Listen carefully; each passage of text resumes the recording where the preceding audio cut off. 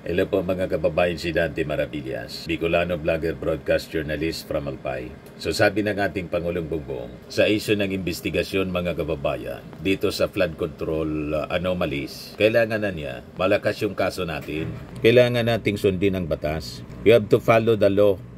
Otherwise, whatever we do is not legitimate. And we have to be very, very clear that we go after the guilty ones. Kasi tulad ng ginagawa sa Senado mga kababayan ngayon, may nanggugulo, sabi ni Ping Lacson.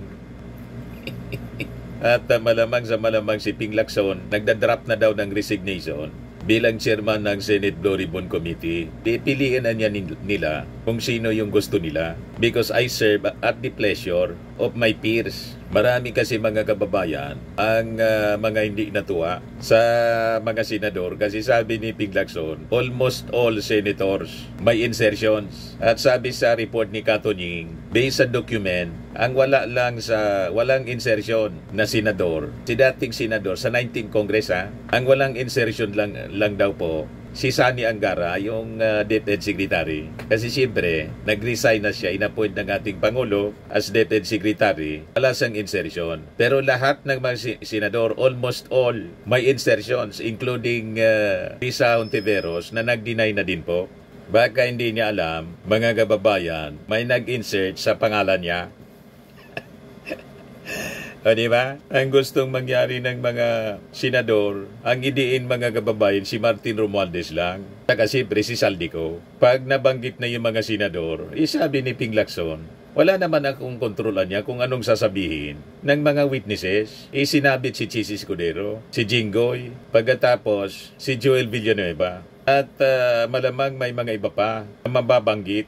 Ayon. Hindi na po makatulog yung mga senador. Pinag-initan si Ping Lacson.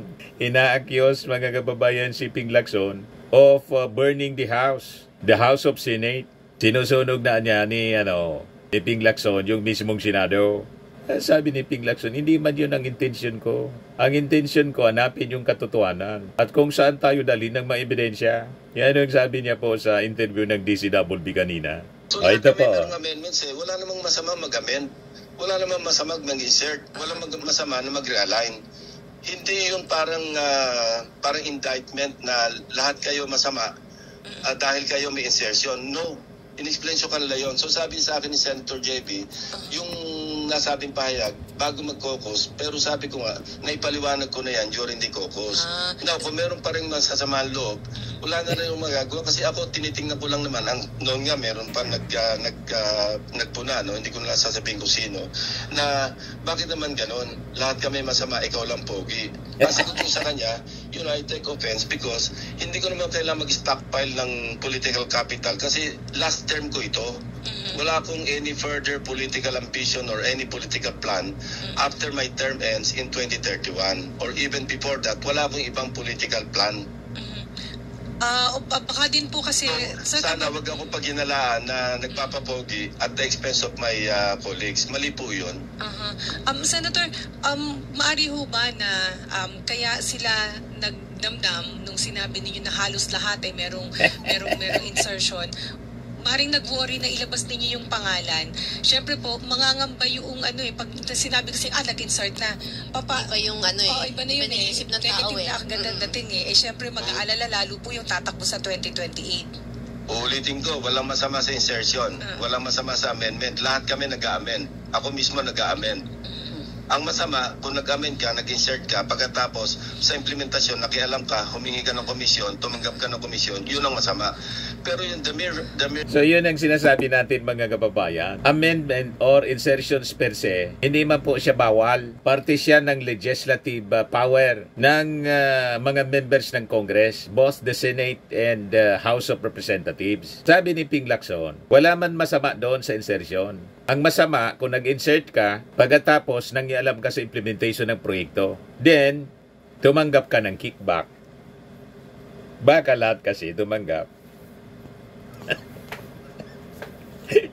Kaya sila nasasaktan. Gusto nilang tanggalin si Ping Lacson. So alam nyo na ang motibo. O di ba? Pagkatapos, ituturo nila si Martin Romualdez. Kasi ang gusto nilang direksyon mga kababayan, Idiin lang si Martin Romualdez tapos si Saldico para masangkot mga kababayan. Ang gusto nilang mangyari, ilink nila yung ating Pangulo. Gusto nilang tumbukin yung ating Pangulo. May basbasan niya sa Pangulo yan. Sabit sa pagnanakaw, pati si PBBM. Dahil hindi nila magawa, mga kababayan, with Ping Lacson as chairman ng Senate Floribon Committee, gusto nilang tanggalin. Yan ang lumalabas, mga kababayan. Kaya sabi ni Ping Lacson, anyway niya, nag-drop na ako ng sulat, address kay Senator Tito Soto, na i-give up ko na niya ito at bala sila kung sino yung pipiliin na kapalit ko. Malinaw na cover up po ang gustong mangyari ng Duterte Senators. O diba? Ituloy natin. Nag-insert ka, wala pong masama doon. Yung po ay constitutional mandate ng bawat senador, ng bawat congressman. Malinaw po, wala man masama, wala lang kickback. Na umabot ng mahigit-higit 100 billion ang total.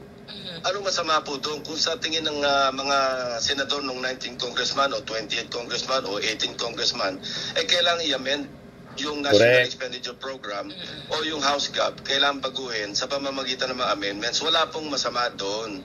Yun ay na-explain ko sa kanila.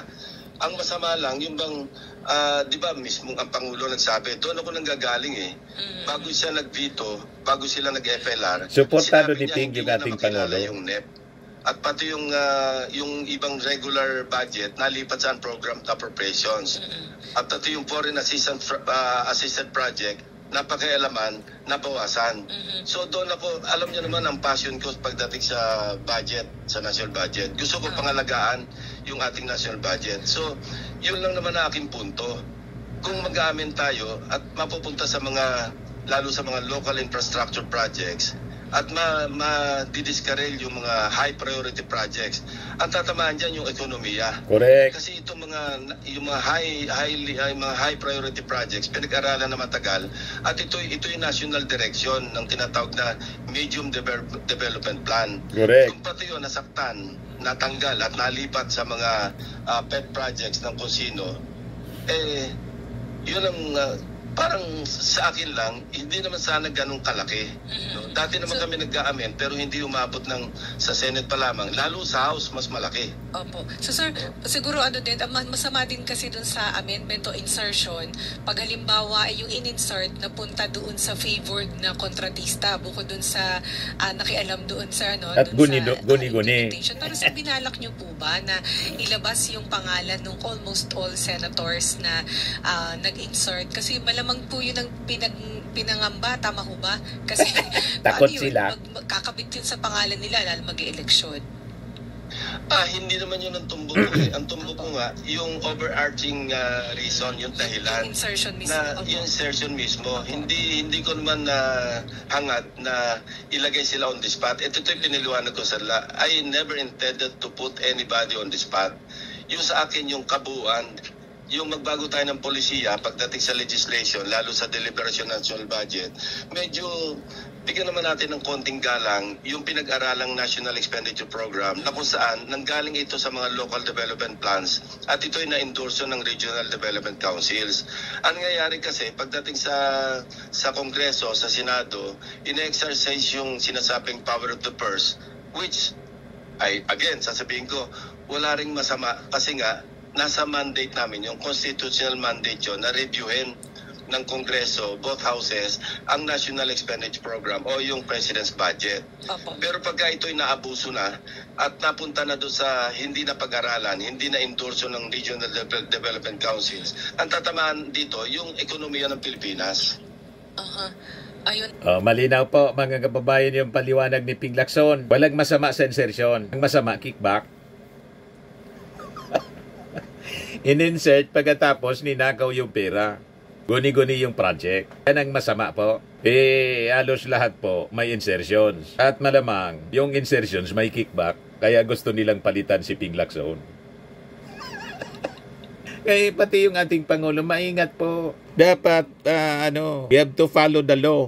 Otherwise, whatever we do is not legitimate.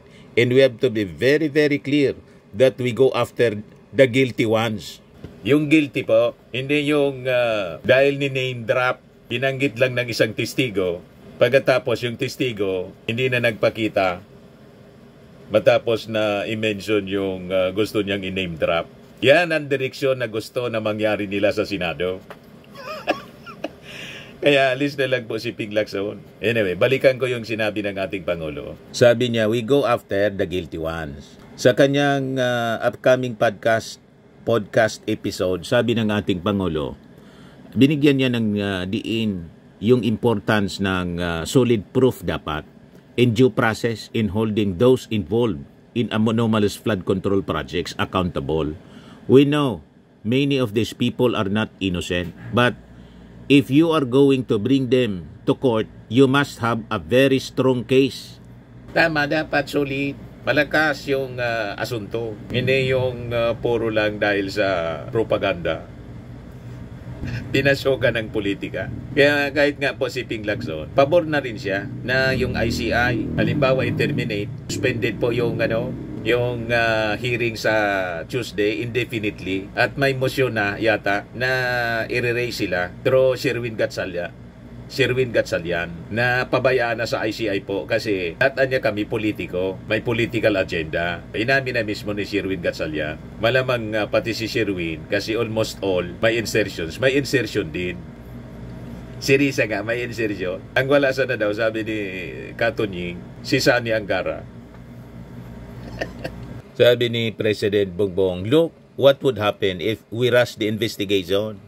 We would have incomplete and unclear evidence, but we still pursued the filing of cases. The result, we lost the cases. Can you imagine that right now? Yan pakinggan natin. People are not innocent. Okay. But if you're going to bring them to court, you must have a very strong case. Look, anong mangyayari? Minadali natin. Hindi kompletong ebidensya natin. Malabo yung ebidensya natin. Pero pinilit natin. Natalo yung kaso. Can you imagine? I know. I think that will be much, much, much worse. We have to follow the law. Otherwise, whatever we do is not legitimate. And we have to be very, very clear that we go after the guilty ones. So, abangan natin ang full episode ng podcast ng ating Pangulo. So yan mga kababayan, natin sa inyo nitong ating napakagandang product. I am worldwide amazing pure organic barley from Australia. Yung mga gusto na mag-order po nito, mag-try, mag-message na lang po kayo sa amin. Dante Maravillas. Kung hindi sa aking anak na architect entrepreneur, kung gusto ninyo magpa-orient para sa negosyo, Riz Maravillas.